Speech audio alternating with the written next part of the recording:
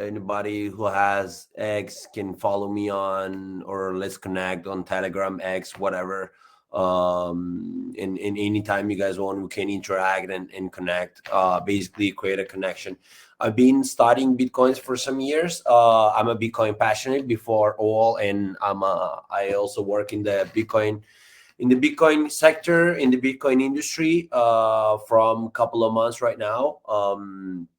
Thanks to the business school that I made where I've been graduated. So today we're going to talk about one of my most favorite themes, which is the evolution of money.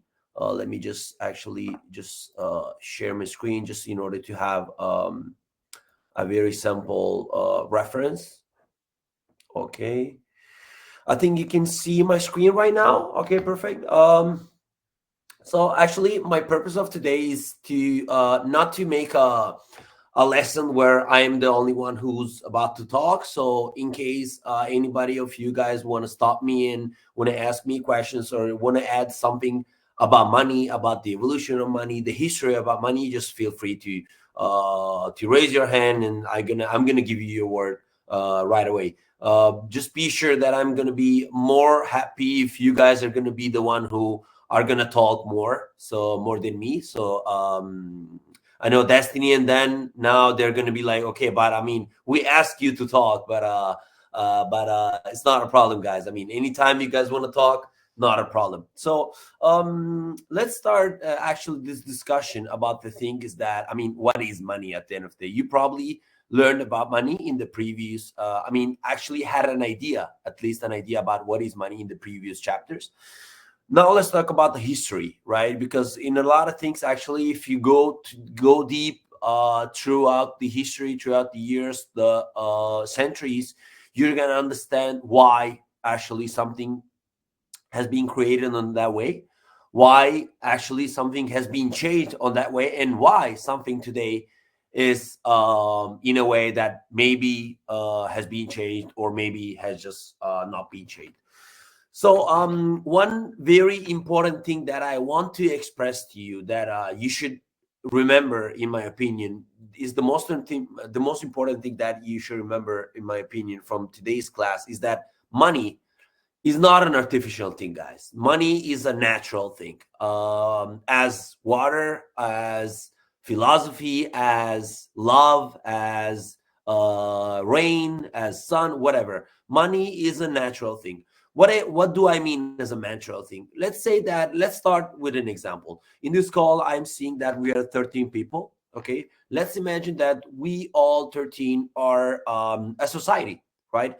Let's say that we are a family, and a family, in a way, it's a society as well. So as a society, let's say that we all have different jobs, right? So one of us is a farmer, the other one is a chef, so the other one is in charge of cooking, the other one needs to clean the house, whatever, right? Let's make an example as in the way that you prefer.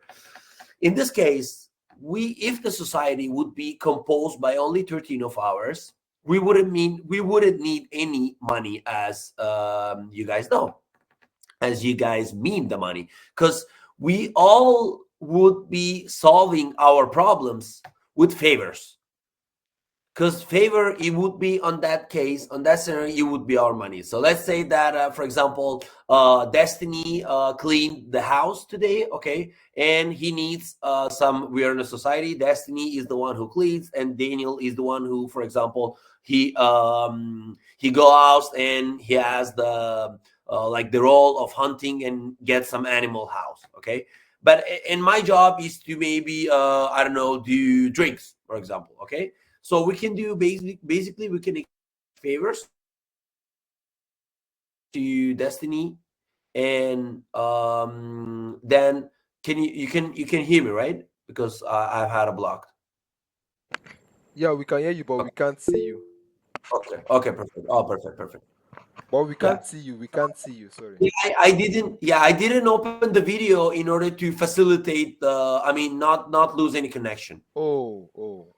Noted. Do you prefer me to open the cam? It's not a problem though. I can open it. Yeah, please open it. Let us see how Who our is lecture teaching goes. us? Yeah. No problem. Before then, Remy, I saw you raised your hand up. Do you have any question? No, I just wanted to say yes, we can hear you, Birkan. Sorry. Awesome. Okay, perfect. I think you should see me right now. Yeah, we can.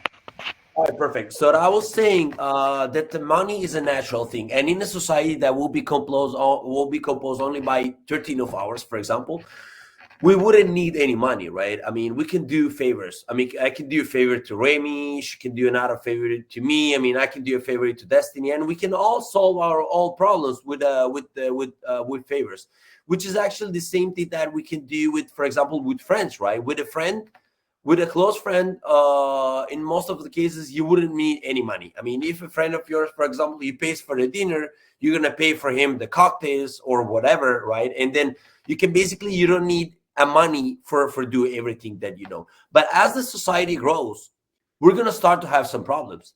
For example, let's go forward with the same example. Let's make that. Let's give an example that I am I don't know, I'm a shoes producer, and right, and Ken, maybe he's a chef and he cooks. So maybe Ken, he cooked for me, so I can say, hey Ken, in exchange to your very enjoyable meal, I can give you some shoes, as a favor, in order to give you back the favor. But he can answer, hey Birkan, thank you, but I don't need any shoes. I mean, you have to pay me in something else. So that's the first problem of barter, right? So we're talking, the example that we're doing before, it was barter. So exchanging something else in exchange of a favor, right? But barter has some problems. What is one of the main problems of barter?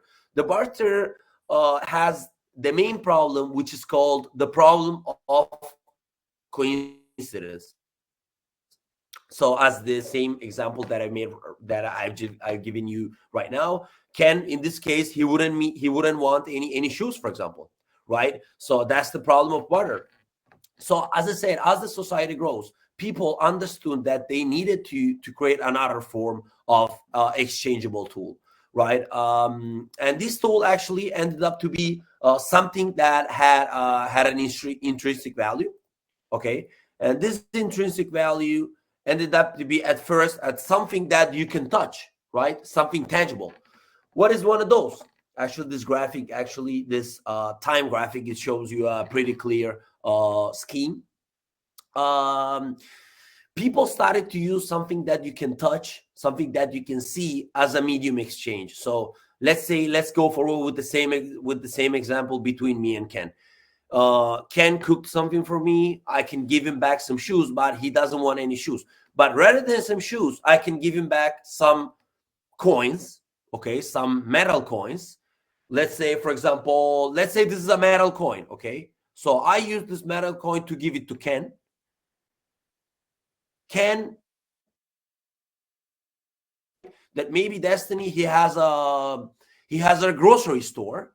He can go to Destiny, he can use this coin in order to give it to Destiny, and then he can get back some food. And Destiny can use this tool by itself to go to somewhere else and then use it as a coin. So as you can see, this system is way better than a barter system, because you don't have to have the problem of coincidence here. Because in the previous example, you have the problem of coincidence.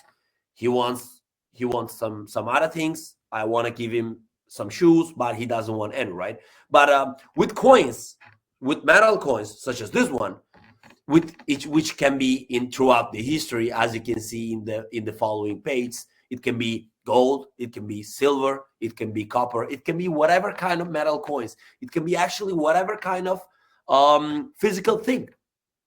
Because in the history, human beings didn't use only metal coins as a form of money. They also used shells, they used rocks, they used different kind of objects, they used big rocks. So they actually used a lot of different things. But the main thing was that it was something touchable, something that you can see, so that I go to Daniel to buy something, Daniel take it as a money, Daniel can go to Destiny take it as money, Destiny go to Dennis goes to Busayo goes to Remy, and so on and so on and so on. As you can see, this system is way more scalable than a regular barter system, right? Because it's just basically a physical thing that you can use it, and then you can basically help the society evolve. That's why at the beginning of this session, I said that money is a natural thing, because we all have needs, right? And not all of us can do everything, right? For example, let's go back to the same example that we 15 of us, we are the same society, we are a family in the same society.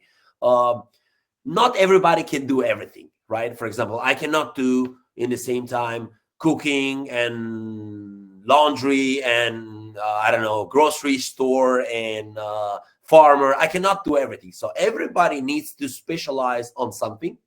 Everybody needs to specialize on some specific field of operations, and we have to exchange our field of specialty with something that actually can help us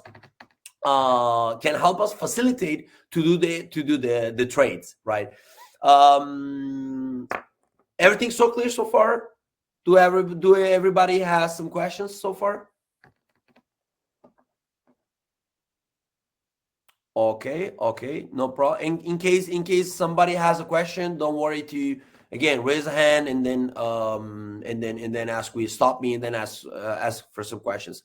I will be going forward so far because I think I mean, I would guess that the concept so far, that the basic concept so far, it was pretty clear. I know it can sound allow me to say this, Dan and Destiny. I know it can sound stupid. I know it can sound a little bit dumb, but I think it's very important as a concept. If you understand this, you're going to understand the whole concept of money. And then why do we basically have the need of something that we need to exchange, we need to trade, and something basically that this something needs to be very simple, right? I gave you example with the coins, but you can do the same thing with a pencil as well. But throughout the history, human beings actually decided that not everybody can be money. So there have been, as I said before, an evolution from barter system, because in the barter system you had some problems. You passed to gold, and then from gold you pass to metal coins, as you can see here. But these metal coins, actually, all of these metal coins was referred to gold somewhere. Why those? Because you have to know that money, guys, has to have three very important exactly. This is basic learning of money. Absolutely. Thank you for comment. This is absolutely important, and this is absolutely but this is actually a very starting point for the history of money as well. So starting from that point, history, I mean, human beings understood that you needed to have something that you can touch, right? Again, you can do the barter game at your home, whatever. Here, exactly. That's the example that I've been giving you to regarding Ken. So in this example, this lady wanted to, for example, some wet, right? But this guy wanted some shoes, so they couldn't make the trade. But in the second example, this lady wanted some wet, and this guy, in this case, wants some metal. She's a metal producer, and she's a farmer. In this case, they made a trade. So this is a coincidence of wanting, but you cannot have any time the coincidence of wanting. But as in the example, as I did it before, if, for example, they use a metal coin or they use a gold as a medium of exchange, this lady maybe or this guy wants shoes. Okay, he doesn't want any metal, but he can get the metal coin or a gold coin in order to exchange it somewhere else. Nothing new so far. And let's go back. So at some point, as I said it before, the human being decided that metal coin was important, right? But if you go back to this one, at some point we're here, metal coins, right? So these metal coins had had a counterparty. What do I mean on counterparty? Why is this very important on counterparty? Because you have to know, guys, that money, to be money, has to have three very important features. Has to be divisible, money has to be scarce, and money has to be fungible. If money is not feasible, I mean, if money is not it's not scarce, so you can basically create as many as money as you want. You're gonna end up to have, I mean, everybody basically can create their own money at that point, and the money is not going to be having any kind of value at the end of the day. It has to be fungible. It has to be fungible because this is the money that we accept. And I go to Dan with this one. This money has to be fungible with any kind of other money so that he can accept it and then he can use it somewhere else. But if he says, no, I cannot accept this one, it's different, we're going to have a problem. We're not going to be making the trade. So money has to be fungible. And last but not least, money has to be divisible. Because let's say, I mean, this is very divisible, right? I mean, this is a very small piece. I can put 100 of those together, and then I can make 100 of coins. But let's say that this is not money, and money in our case, it's a very big rock. You know, I cannot transport a very big rock as a money, right? So money has to be transportable and has to be divisible. That's why at some point, metal coins were important, but some people said, okay, I have the problem on transporting a lot of pieces of metal coins, because if you have thousands of metal coins, if you have 2,000 of metal coins, if you have 10,000 of metal coins, maybe it can be a little problematic. It can be a little hard to keep all of these in your pocket, right? Or to keep all of these in the or keep all of these in your backpack, right? Because, you know, somebody can see you as a threat.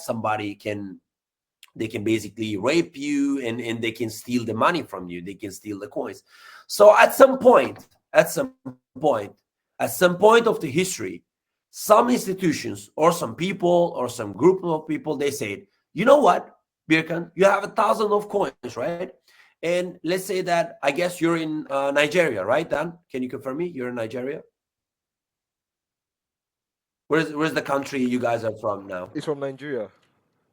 Nigeria, perfect. Okay, let's say that we are living 1,500 years ago, right? 1,500 years ago, and I need to bring 10,000 coins to Nigeria. I have to make a very big travel. As you can understand, it can be a little bit hard for me, and heavy and hard, and not very comfortable for me to bring all of this money to you. So some group of people, some institutions, some companies, whatever, they said, you know, exactly, it can be so stressful, absolutely, Dennis. So some people, they said, Birkan, you can do one thing. Give me your 1,000 coins, your 10,000 coins that you want to bring to Nigeria. I can give you a paper, just this one, okay?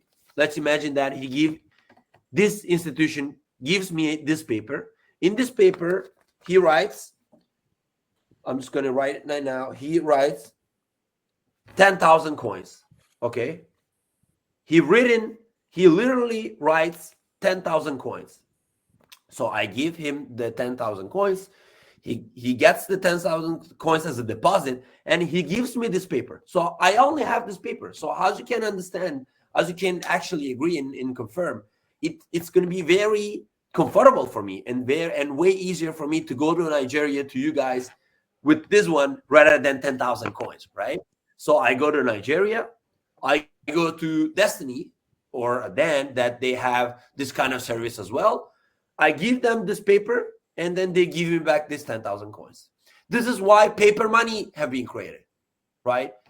And as you can see, paper money is way more scalable than metal coins. Helped a lot of people and a lot of institutions. And this is part of the reason Elon Musk is asking for yes, not exactly that, but yes. I mean, the gold standard was exactly that, but we're gonna get to that. Don't worry. I'm trying to go very quickly so that Destiny and then they're not going to be mad with me because I like to talk a lot and then I like to explain things very detailedly. Anyway, so paper money, right? I mean, Jesus. actually, I love these graphs. I love this timeline because it gives you very good explanation about the timing. So paper money. So we just said why paper money has been invented. But at some point, so in this throughout the years, throughout the centuries, a lot of people did that, right? So they went to the bank. These actually that's why bank have been created. Bank at the first ever scenario, at the first ever situation, they've been created to take your money,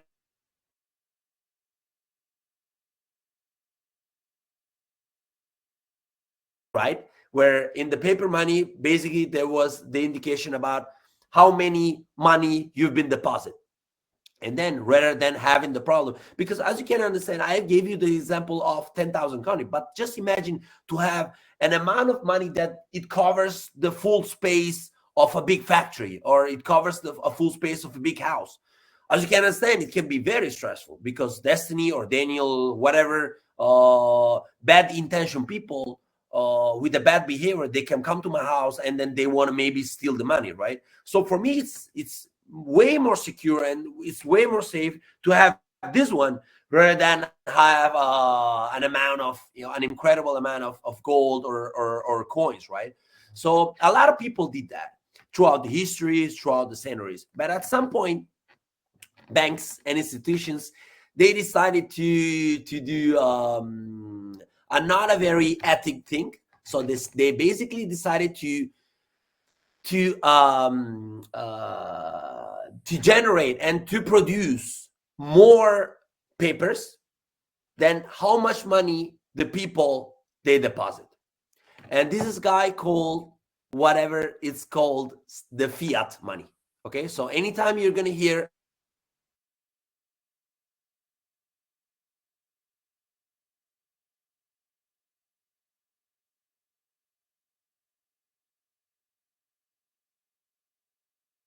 coins, so I give to the bank 2 coins and then I have back 1 paper note. But at some point the banks or institution or group of people, they started to print more papers than the amount of coins or money that they've been deposited through the bank. This example that I've given to you have been the exact case about gold. Throughout the centuries, people can go to the bank and put their gold as a deposit, and then they were having money back. They were having this paper notes back, this paper money back, right? But and that's why the issuance of the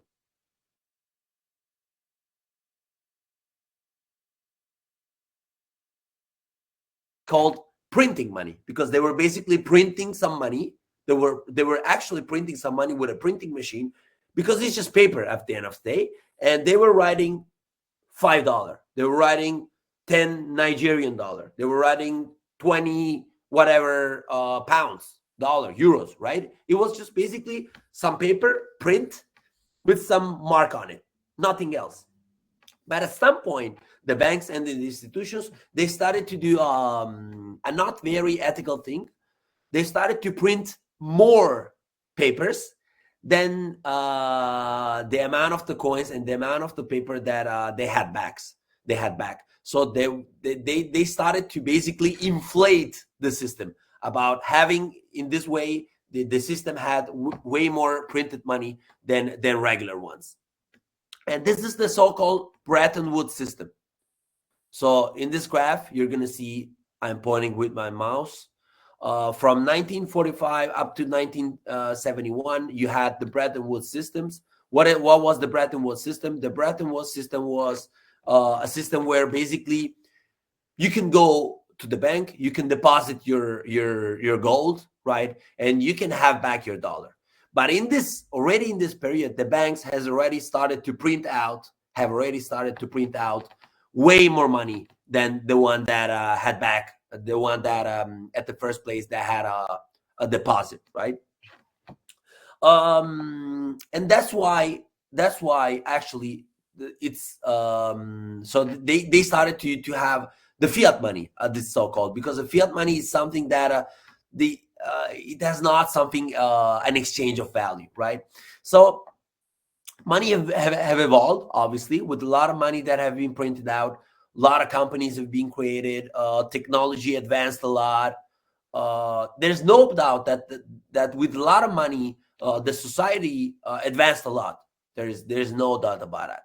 But the problem is that my question to you would be: is it good that the society have advanced so much with too much printed money, or it would have been better, obviously, with causing a lot of inflation and a lot of money devaluation, or it would have been better to have maybe less advancement of the society, but not that much of a printing out of money out of nowhere.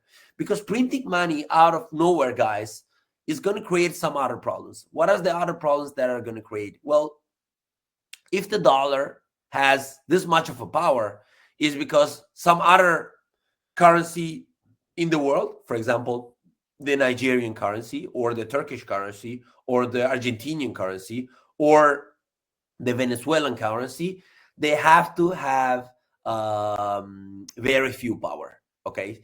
Because if the dollar has a lot of power, some other currency, they have to has way few power. Why? Because dollar, they just print it. They just print it out of nowhere. They decide to print money and they just print it out of nowhere. And what happens? Probably you already understood that in the previous chapters. What happens if I do create something of one thing, and then I can create as many as I want, as volume, as much as I want about something, about some object, about some tool. What does it happen? Do anybody want to answer that? Yeah, I believe when we have too much of it, is exactly inflation. It loses its value. Exactly. So it decreases its value. Exactly. So that's the exact reason about why the Bretton Woods system, so this system in specific, and the fiat money, they cause that the money that we're using in our local nations, so Nigeria, Turkey, Argentina, whatever, it's very weak. So the money that we're using, unfortunately, is very weak because all of this printing money out of nowhere system. But the technology involved, and then computers came, right? And thanks to the computer, the human being decided that we can have money on the computers as well. And in 1959, for the first time, the plastic card have been launched. So basically, in the same way that you could go to a bank to deposit your money and have some money back, from that moment on, basically you can do that with plastic cards. So what does it mean? It means that I go to the bank, I deposit my money, and then the bank gives me a plastic card, so that I don't need to go to a restaurant, I don't need to go to a grocery store to pay with some money, but I can pay with some plastic card, with the money that I deposit on the bank. It's exactly the same thing of the fiat money. Everything actually is going in the same way, but just digitally, right? And why all of these is a problem? Why all of these? It's not an healthy economic system. Well, you have to know that printing money, as in the inflation system that you said, not only it causes inflation, because some of you maybe can say, okay, it causes inflation, but I mean, I don't care. Nobody's gonna die, right? But well, the problem of inflation and of printing money out of nowhere is that when money comes, okay, the first people that are gonna have the new printed money is not gonna be me. It's not gonna be Remy. It's not gonna be Destiny. It's not gonna be all of us. The new money that are gonna be basically belonged to new people are gonna be the ones who are on top of the economic system, right? So let's say that there's a new money that has been printing from the central bank. The new money from central bank, it goes to top institutions first. So commercial banks, central banks, other kind of national banks, and big institutions and big investors. Then it goes to normal banks. Then normal banks, it says, hey, Destiny, there is a new mortgage or new credit loan situation. If you want, I can give you this new credit for you. Well, the problem, exactly, and it's about the savings, exactly, Dennis, because what happens on this scenario is that when money comes from the top to bottom, it goes from one section to another. In this meantime, there's already inflation. So even though that I give you some new credit, some new loan of 2% rather than 5%, right? So I give you the possibility to borrow some money with a credit of 2% rather than 5%. The problem is that until that money comes to you from printing out, after that I printed out in the central bank, there's been already some inflation, so that this 3% more that I've given to you is actually not a real 3%. It's an inflated 3% because there's been already inflation, right? So the point out, and to sum up, the money decreases its value. And this is all because of the possibility to printing out a lot of money, which is called fiat system. And this is basically money has been evolved throughout the centuries. So if you go back actually to the gold standard, in the gold standard, actually, for any kind of money that you had, any kind of money that you deposit to the bank or to an institution, you would have back some amount of paper money. Okay, so one gold coin, one paper money. But the problem is that right now you have one gold coin and maybe you have 1 million of paper money, 1 billion of paper money. And this is the fiat system. So the fiat system basically is about inflating the money, is about printing out a lot of money in order to use it with your own scope. And why between all of these, let's go now to the final stage of this graph. Why Bitcoin is on 2009 and why it's a very important part of the history of money. Well, because with Bitcoin, you have, first of all, you have all of the 3 features that you're gonna need to have with the evolution of money. So it's divisible. You can divide Bitcoin up to 100 million small pieces. So I can send it to you. I can send to you 0.0000001 Bitcoin. Okay, so it's divisible. It's highly divisible. It's fungible because every Bitcoin that we're gonna send between each other, it's the same. There is no different Bitcoin. Okay, so you can accept it as a form of money, as exactly for thousands of years, people and human beings accepted gold or accepted metal coins. And the third one is that it's scarce. Bitcoin is scarce, so had the same property of gold. There's a very tricky and very simple reason about why history accepted gold as a form of money, guys, for more than 1,000 years. For more than 2,000 years, gold has been used as a form of money from people. Do anyone want to answer why gold have been chosen as a form of money? Okay, I'm gonna give the word to Dennis. Oh, I'm not able to. Then you should give the word to. I want to ask the question. Okay, Sure, go ahead. Go ahead. Like, I'm just trying to ask that why is that good in this present generation? Why does it have much value that that a value of one good can print in different much paper money? Why does it have so much value? You said gold. Yes. The reason is actually that question is in the same time the answer the answer to my question. Exactly, Bosun. That's the right answer, because gold is scarce. Exactly, Remy. Gold is scarce, and for a very simple thing in the economics, whatever is scarce, it goes to increase its own value. So let's say that I have this, I don't know, let's say that I have this cup. Okay, this is a very regular cup. Let's say that this cup is made in a very different way. It's made with a very different material, and it's been made with a very good artist, right? Let's say that there are only 100 pieces of this one in the whole world. What's going to happen? It's going to happen that this cup is going to increase its value. Okay, but this cup basically doesn't have this value because everybody can have this cup right now. It doesn't have anything special. It's just a regular cup. Do you agree with me? So if something it's unique, it has a use case. So Amani had a very good use case.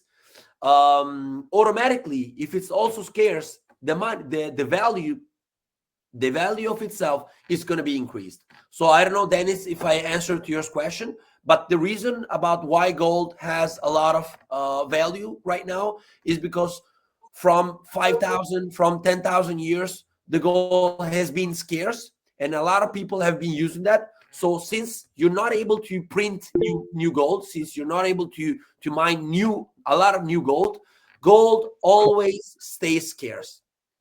As exactly. Oh, wow. You have answered my question. Thank you. Thank you very much. You're welcome. You're welcome. Absolutely. So to be, since we are in the final stage of the session, let me tell you that in order to close out all the this time frame of about the money, of about the evolution of money. Well, there's a very similarity between gold and Bitcoin. Probably some of you have been already heard about Bitcoin as a gold 2.0. Anybody heard that Bitcoin is gold 2.0? Yeah. Yeah, exactly. Because actually, it's a very true sentence. It's a very right sentence. Gold, Bitcoin is actually kind of a gold 2.0, but it's actually better. Why it is better? Because let's say that I have to pay a house of yours. I wanna buy a house in Nigeria. Okay, and I want to buy it. I would and let's say that there is no fiat. We're still living in a gold standard. For me, it wouldn't be very easy to, as in the example that I made it at the beginning of the call, at the beginning of the session, it wouldn't be for me very easy to come with a lot of gold coins to pay with that apartment, right? To pay with that house, to pay with that property in Nigeria. But with Bitcoin, I can do that only with this one, using a phone. Okay. Why? Because it's scarce. Why? Because it's fungible. Why? Because it's divisible. And since it stays scarce, that's why Bitcoin had an increase of value throughout these 15 years from 2009, from the moment that have been ever launched.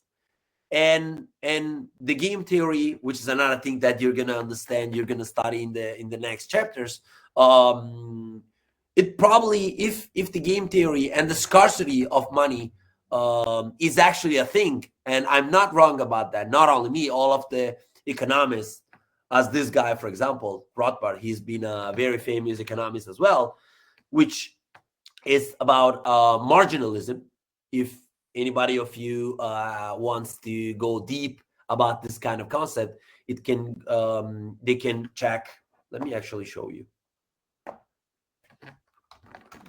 They can check marginalism on economics and read it on Wikipedia, and you're gonna have basically the basic concept of marginalism, and then also Austrian economics. And if you check these two things, you're gonna basically learn what did I say in this class. What did I say in this class? I've just said actually that whatever stays scarce. So scarce means scarce. It doesn't mean that you cannot create it more. It means that the amount of you can create, it doesn't inflect the volume, because every year there's a mining of gold. Every year there's a mining of gold. It's not that there's not new mining. There's new mining of gold every year, but the new gold that it is mined, it's never. It's a very small percentage. I think it's about 1.5% up to 2% that you're not going to be inflecting the whole volume of gold. And that's the reason about always stay scarce. I think it was there was a question. Let me see the question of Dennis. Says, so Bitcoin is another topic called in this generation that people find it easy to spend. That is 100% right sentence. That is an absolutely correct sentence. It's absolutely another type of gold. Why? Because gold actually was a good thing. Gold was a good thing for the society because it was scarce, and you couldn't inflate the gold. Do you remember when I said before that banks and other groups, they said they decided to print more money than the one that you give it back in order to create, actually in this way they created a lot of problems in the economic system. With gold, you didn't have that kind of problem with the gold standard. The gold standard means that you give $1, you get back, you give $1 of gold coin, you get back $1 of paper coin. Okay, so 1 same amount between the money that you put in the as a deposit and the money that you get back from the institution. So yeah, that's absolutely a correct way to look at it. But it's not only another type of gold, it's actually a better type of gold, because with the gold you had the problem of transportation, right? As an example, I said before, let's say that you have a lot of gold coins. Well, it wouldn't be very easy for you to transport all of those, to go to maybe to America with a lot of golds, right? Just you can try. You can get an airplane with a lot of golds, and the first thing that the airplane guy is going to tell you, the security guy is going to tell you, is that you have to pay taxes. I cannot allow you to get the plane with a lot of gold coins. But with Bitcoin, you can do that easily. You can do that immediately, and you can do that without stressing yourself. That's why Bitcoin is also, in a way, a process to go back to gold standard. And that's why also there's a book called The Bitcoin Standard, which I absolutely recommend you to read. It's written by Saifuddin Amuse, which is this Austrian economic guy. You see? So I mentioned you the gold standard. That's why there's this book called The Bitcoin Standard, which basically explains to you why it is very important. Actually, it also explains to you the evolution of money, but it also gives you a hint about what I've just said to you right now, that it's very important that we go back to something that is scarce. We go back to something that is fungible, and we go back to something that it's very easy to spend, right? But with fiat money, as in the example that I've given to you, you don't have that kind of fairness, because you don't have scarcity. Central banks nowadays, they can print whatever money they want, as much as money they want, which is a problem for the diverse causes, for the different causes that I've just mentioned, and then you probably are gonna see those in the following chapters as well. So I just wanted to give you a very quick brief regarding the evolution of money in general. I do not like to go on the pages by itself, on the slides by itself, because if you would have been reading only the slides, you wouldn't need me. You wouldn't need my point of view. You wouldn't need my perspective. So my perspective was to give you about why the evolution of money is very important, by just following the history. And this graph actually gives you a very, very summarized, but a very simple and understandable scheme of the time frame about the evolution of money. So that was it. It was a pretty simple brief, but I think it was a very good summarized touch point. Let me tell you if there are questions. Let me know. Yes, someone asks, can Bitcoin buy gold? Can you repeat that, Dan? I'm sorry. From Zach. Zach is asking, can Bitcoin buy gold? Can Bitcoin buy gold? What do you mean, can Bitcoin buy gold? Bitcoin itself cannot buy anybody, because Bitcoin is not a company, it's not a person. So maybe if you clarify your question, I can make sure to answer you. Well, I believe it's more like it's probably asking just like when you say I take my good to the bank, they give me back. Oh no, like in recent days right now, I can just go to someone, take my money and buy good from the person. I believe he's probably asking if I can also get my Bitcoin and pay my Bitcoin to someone to get the gold. And I believe that's very much possible. So you're asking me if there can be some scenarios where you give your Bitcoin and then you get back Get some gold. gold and then vice versa. Yeah, I think that's You it. can Yes. already do that. You can already do that. You can already do that with some places in the world. So let me show you. If you go, for example, Bitcoin Gold Exchange offices, you see, you can already see some physical places as well where you can basically, you see, where you can basically deposit your gold or your Bitcoin and then you can have back the counterparty. So absolutely yes. Yeah, Destiny, you have your hand up. Do you want to say anything?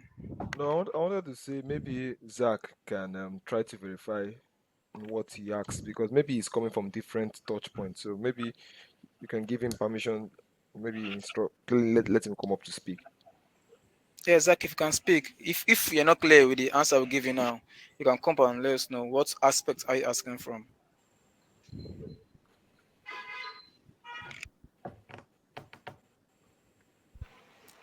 If he remains quiet, I believe we should have answered that.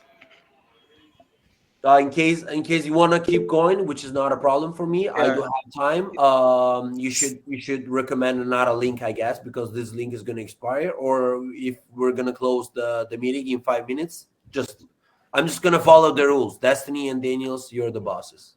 Uh-uh. yeah, thank you. And Zach said we have answered this question. Yeah, Okay. and Okay. Dennis, you're correct as well. Yeah, Bitcoin is scarce, it's scarce currency, very easy to use and easy to transport as well because it's online. So That's yes. correct. That's confirmed. I confirm that. I've read it before. That's absolutely correct. Yeah, as I said it before. And just to add a little bit to what Birkan has said, and just to buttress on what he said about the book, I would advise as well the Bitcoin Standard. Yes, you are reading the Bitcoin Diploma, but the Bitcoin Standard is one book that will enlighten you very well when it comes to Bitcoin, knowing how Bitcoin originated and why exactly Bitcoin came about. Just try reading that book; you're going to get a lot from it. And as we have seen, all what Birkan has said, money started from back in the days, back when we had no fiscal money from trade by barter. Started from there and started moving on. And if you look at the history very well, from where we used gold and good coin, if you see, our money came from sound money to unsound money. What do I mean? Our money came from good money to bad money. When the money entered the fiat system, the money lost its value. In the next chapter, you still understand the fact that dollar or the fiat currency lost more value when we stopped using gold. In that sense, our money that we could use, say, $1 to buy two gold, but right now we're using $100 to just get one gold. So automatically, our money has gone to unsound money.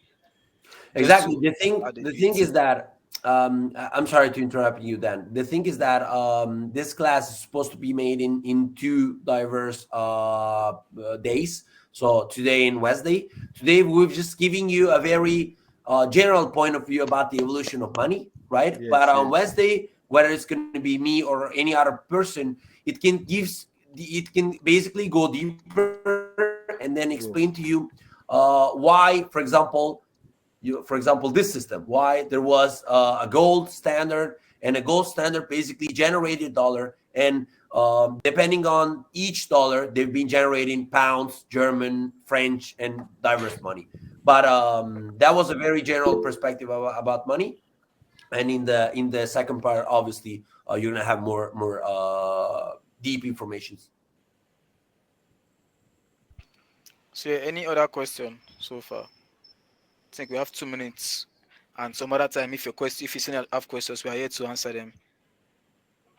Any question from anyone? Dennis, Busayo, Remy, Bosun, do you have any question? I think in 1 minute it's going to be expired. So just let me know if you're going to be sharing another link or we're going to close it out. And this link could carry us. Okay. Okay then. Yeah. Unique, I can see your hand. You have a question. Okay, Destiny, I'm giving you the word. Don't worry. No, carry on. Unique, any question?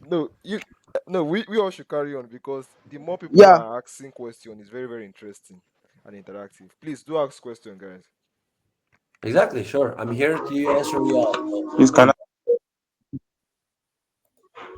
Yeah, go ahead. Sorry, let's can Unique, if you are available, go first. Then after Unique, Destiny can go.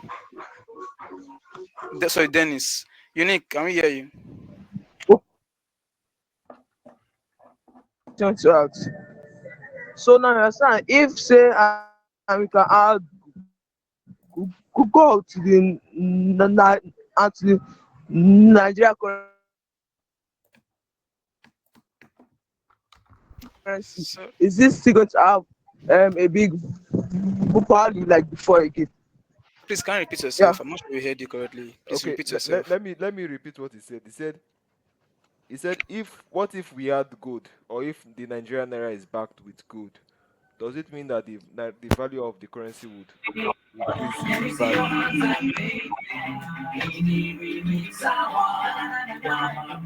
Sorry, Dennis. You. So I'm sorry, Destiny. Can you please repeat? I'm okay, sorry. because Nigeria currency is actually losing its value. Yeah. Our inflation rate is about over like 40%. So he's asking like if the Nigeria currency can be backed by gold, do you mean that the value of our currency would increase? If the Nigerian value can be backed by gold, you mean? Yeah, if it can be backed by gold. Well, you should look at the starting point. So this, if the starting point is today, I mean, it doesn't. For example, let me check now. For example, if the starting point is today, it's today. Basically, it's not. That doesn't mean that, because it means that for any amount of everything has a value, right? Nigerian money has a value, and the gold has a value, and then there's interoperability between these two tools, between these two assets. So, for example, gold versus Nigerian money.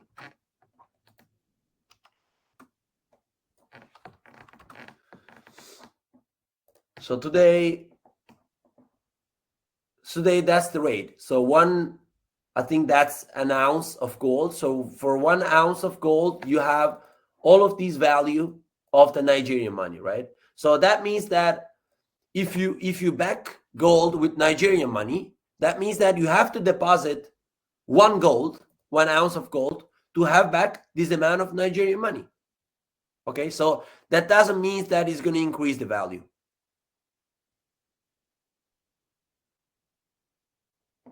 You get it? Okay, it won't increase the value, but will it slow the inflation, or will it slow the devaluation of the currency? Oh, you mean if you go back to gold standard? Yeah. Okay. If you go back to gold standard, probably the Nigerian money is going to increase its value. Why? Because that means that you're going to keep your money scarce. That means that you cannot print as many as Nigerian money as you want. So, as we said before, if you remember during the class, whatever it stays scarce is going to increase its value.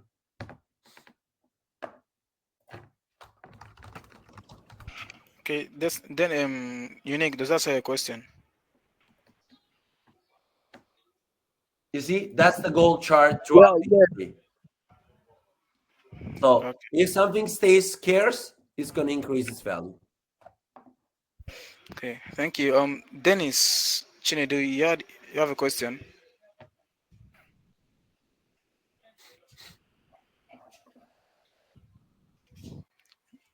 Let me consume You say what let I me have. consume what I've I left have. first. Yeah.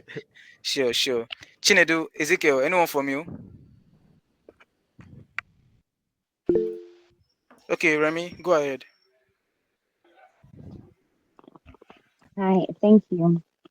So, thank you, Birkan, for your presentation. You're welcome, of course. And just because it's very like up to topic right now in the news with the scandal of the gold and the fake gold and everything. So when I understood you right, you said there are not many countries nowadays whose currency is backed by gold anymore, right? It's just the trust of banks and the central bank, right?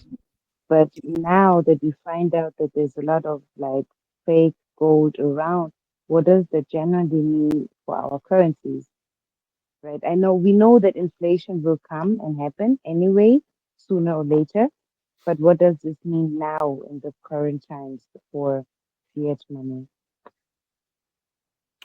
There was some Destiny, and then if you guys heard, can you tell me, because there were some parts where I couldn't hear, or maybe Remy, if you can repeat it, please, Yes.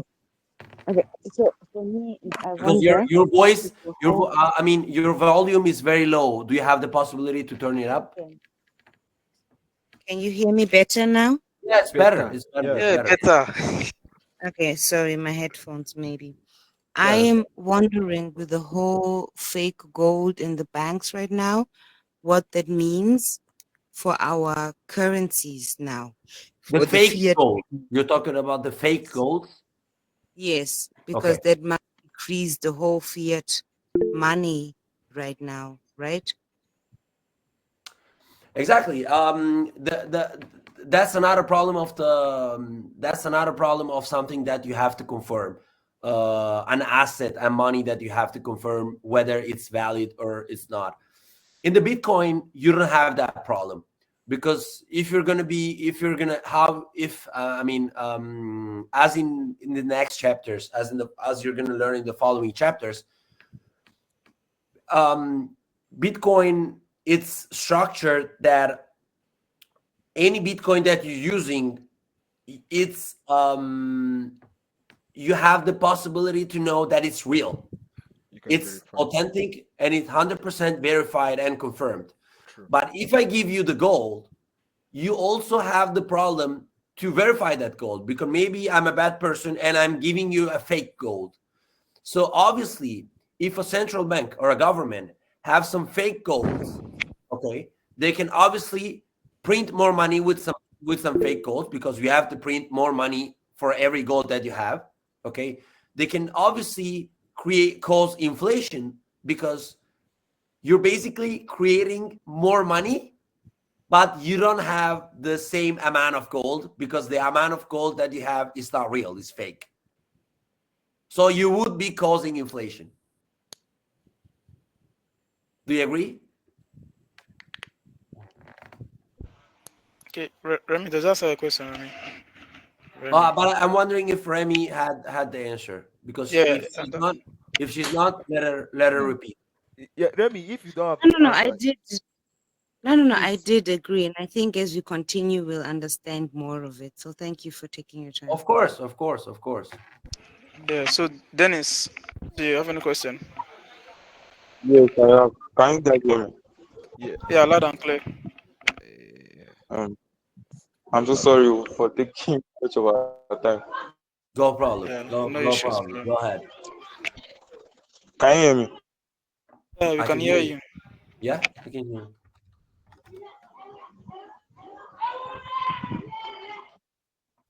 Um, I want Um, to ask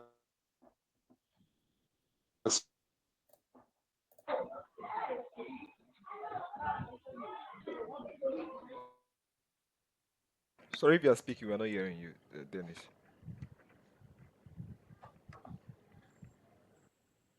I think he's having some network issues on his end. So, does any other person have any question? Let me see who else is in the call. Faith. you guys hear Are me. we good? Okay, Dennis, we can hear you now. Yeah.